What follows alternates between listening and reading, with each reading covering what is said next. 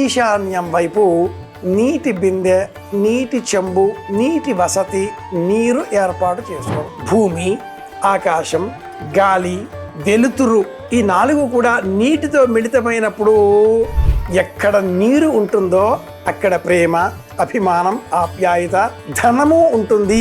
ప్రధాన ద్వారం ఈశాన్యం వైపు ఉన్నప్పుడు ఆ తలుపుకి శ్రీ గురుభ్యో నమః. జై జయ శంకర, హర హర శంకర. ఈనాటి కాలంలో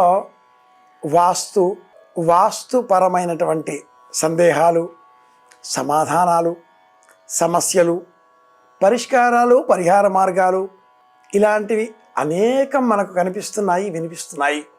ఈ క్రమంలో ఆగ్నేయంలో వంటగది, నైరుతిలో శయన గృహం, వాయువ్యంలో విద్యార్థుల అధ్యయన గృహం, ఈశాన్యంలో అతిథి గృహం అంటే విజిటర్స్ లాంజ్, గెస్ట్ రూమ్ ఇలాంటివి ఏర్పాటు చేసుకుంటూ ఉంటున్నాం. తూర్పు వైపున దేవతాగృహం, ఆరాధన, పూజ కోసం ప్రత్యేక స్థలం, అలాగే ఈశాన్యంలో గేట్ ఉండాలి, తలుపు ఉండాలి, ధనకనక వస్తువాహనాదులు ఇంట్లోకి వచ్చి పడిపోతాయి. ఇలాంటివి ఎన్నో చెప్పుకుంటున్నాం. ఇందులో ఆధునికంగా మరి ఒక విషయం కూడా వినిపిస్తోంది. ఈశాన్యం వైపు నీటి బిందె, నీటి చెంబు, నీటి వసతి, నీరు ఏర్పాటు చేసుకోవడం. ఎందుకొరకు? నీరు పల్ల మెరుగు, నిజము దేవుడెరుగు అంటూ ఉంటారు పెద్దలు. వాస్తు అంటే కృష్ణవాస్తు ప్రసిద్ధం. నైసర్గికంగా ఇంటిలోనికి గాలి, ఎండ, వెలుతురు, భూమి మిట్టపల్లాలు లేకుండా ఉండడం, మంచినీటి వసతి, తగిన విధంగా ఇంటిలోనికి ఆకాశ సంబంధమైనటువంటి జీవ చైతన్య శక్తి వచ్చి చేరడం, ఈ 5 ఉండాలి. ఈ 5 కూడా పాంచభౌతికమైనటువంటి దైవీయ శక్తులు. ఇందులో నీరు ప్రధానమైనది. అప్సుమే సోమో అబ్రవీద్ అంతర్విశ్వాని భేషజ అని వేదవాక్యం. ఆప ఇద్వా ఉపేషజీ, నీటిలోనే దేవతాశక్తి ఉంటుంది అని కూడా శాస్త్ర ప్రమాణం, వేద ప్రమాణం. ఈశాన్యం వైపు ఈ నీటి వసతి ఎందుకు? ఈశాన్యం వైపు ఒక్క చెంబులో నీరు ఎందుకు పెట్టాలి? ఈశాన్యం వైపు బావి ఉండాలి. ఈశానాధిపదం శివైక ఫలదం అంటూ ఈశాన్య దిగ్భాగంలో నీరు, నీటి వసతి చాలా చాలా విలువైనవిగా శాస్త్రం చెబుతుంది.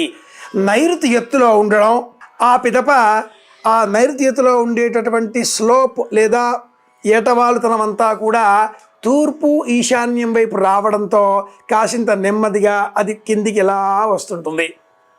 ఇలా వచ్చే ప్రయత్నం చేసే నిమిత్తమే ఇలా వస్తే ఆ నీటి వసతి ఈశాన్యం వైపుగా చేరడంతో దైవీయమైనటువంటి శక్తులు మనకు అనుకూలంగా మారతాయి. భూమి, ఆకాశం, గాలి, వెలుతురు ఈ 4 కూడా నీటితో మిళితమైనప్పుడు మనకు ప్రాణశక్తి ఉత్పన్నమవుతుంది. ఒక విత్తనంలో ఉండే ప్రాణశక్తి బహిర్గతం కావాలి అంటే ఆ విత్తనం పైన కాసింత నీటి బిందువులు అమృతమయంగా చిలకరింపబడాలి. అలాంటిదే ఈశాన్యం వైపున ఉండేటటువంటి ఈ నీటి వసతి. తూర్పు వైపు నుంచి సూర్యకిరణాలు ఆ నీటిని సుసంపన్నం చేస్తాయి. సహజంగా పూర్వకాలంలో నీటి వసతి, బావి, చెరువు, నది ఇలాంటివన్నీ కూడా తూర్పు వైపున లభ్యమయ్యేవి.